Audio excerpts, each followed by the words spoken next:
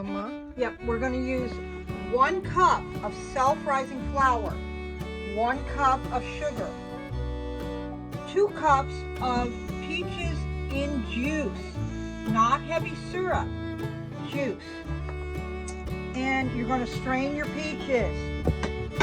You don't want the juice, but we don't want to get too much of that heavy syrup in there. And 1 stick of butter that we're going to put in that pan. This is the pan I'm going to bake it in, and I'm going to melt down that butter. This is an easy recipe. This is 1 cup of self-rising flour, 1 cup of sugar, and we're going to need 1 cup of milk. Doesn't matter what kind of milk. I believe I'm using 2% today. And we're just going to mix these up. 1 cup of milk. Almost got that perfect. Almost. This is an easy, quick recipe. It's going to be tasty. Everybody likes it. When I need something quick, this would be my go-to dessert. The kids all seem to love it. We have it with some vanilla ice cream when it's warm, or throw some whipped topping on it.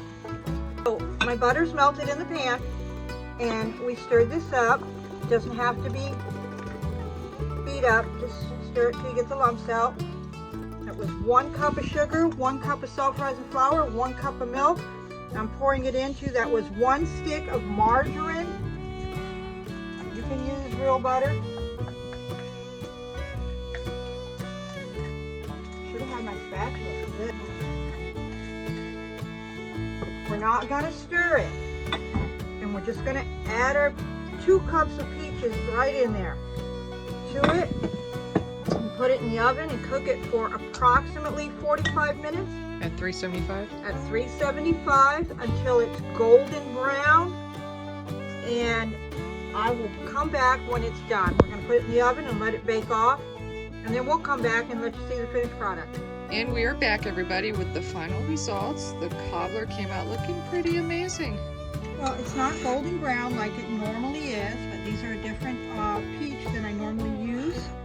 The ones I normally get say they're in pear juice, and it's usually golden brown on the top, but it'll be fine.